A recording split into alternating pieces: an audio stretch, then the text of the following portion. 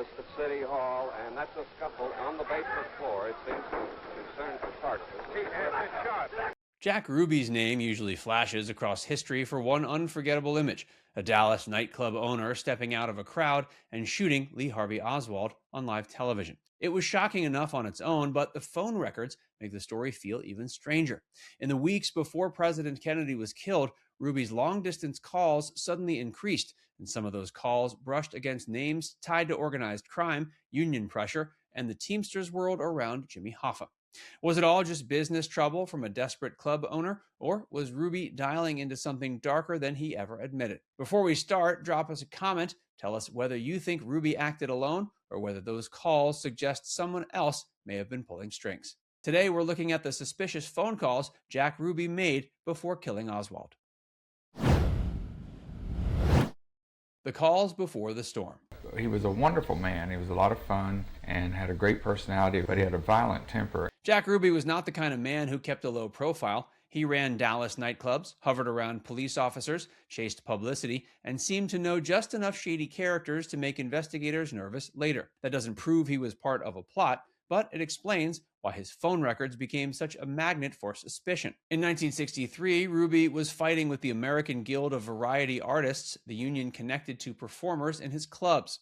He believed rival club owners were getting away with using amateur striptease acts who were not covered by the union. To Ruby, that meant unfair competition, lost money, and another reminder that his business world was slipping out of his control. That dispute helps explain many of his calls. Still, helps explain is not exactly the same as explains everything. When a man later kills the accused assassin of the president, every number he dialed suddenly looks loaded. Every name matters. Every call becomes a possible clue. That's why the phone records are so fascinating. They sit right on the edge between ordinary chaos and conspiracy. Ruby may have been a desperate nightclub owner calling anyone who might help him, or he may have been moving through a web he barely understood. The Bondsman. I should say this. I think of any of you writers, and I know Sheriff Decker is going to isolate me after this. Well, you wouldn't want this fellow that writes the Saturday Evening Post to wish that on him, though, would you? Feel the same way about his deputies, too, don't you? Yes. Very human, very understanding. I think Dallas is fortunate to have. One call that drew attention went to Irwin Weiner, a Chicago bail bondsman with connections to mob figures. On paper, that sounds explosive. Ruby calling a man who handled cases for underworld types is exactly the sort of detail that keeps JFK theories alive. But the explanation was less cinematic. Ruby's brother Earl later said he had given Ruby the number because he knew Weiner from school and thought he might be able to help with the union trouble. According to that version, Ruby did not even really know Weiner. He was simply reaching for a name that sounded useful. Weiner later admitted Ruby called him about the AGVA problem. He also said he did not help. That leaves the call in an awkward middle ground. It was suspicious enough to matter, but not strong enough to prove a plot. Still, the timing gave it power. If Ruby had never entered the police basement on November 24th, that call might have been forgotten. After Oswald fell, it became one more dark thread in a story already full of them. The New Orleans line. An jury of 8 men and 4 women deliberated 2 hours and 25 minutes. Penalty for Jack Ruby, death in the electric chair. The jury of 8 men, 4 women, he has been assessed the maximum penalty. He has been found guilty of murder with malice and has been sentenced to death in the electric chair. Then there was the call to New Orleans. That one had a much stronger smell of danger because it reached the office of Nofio Pecora, a figure connected to Carlos Marcello's world. Marcello's name has floated around JFK conspiracy circles for decades, so Ruby touching that orbit less than a month before the assassination was bound to raise alarms. But the call appears to have been meant for someone else. Ruby knew Harold Tannenbaum, another nightclub owner, who lived at the Tropical Court Tourist Park, where Pecora had an office. Tannenbaum had helped Ruby bring the dancer Jada from New Orleans to Dallas, and Ruby often complained to him about her contract issues. The call to Pecora's office lasted less than a minute. Soon after, Tannenbaum returned Ruby's call collect and talked for about 21 minutes. That sequence makes a message-taking explanation feel plausible. Even so, it's easy to see why investigators paused. A 1-minute call to a Marcello associate, followed by a longer return call from Ruby's nightclub contact, may be innocent, but in the JFK story, innocent details rarely stay innocent for long. The Hoffa Shadow. I've traveled around this country, all over the United States, day in and day out.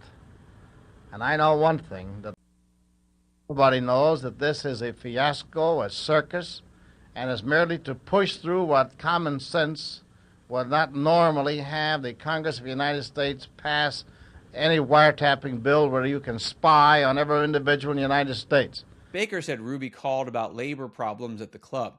He claimed Ruby wanted help with the union fight, not a murder plot.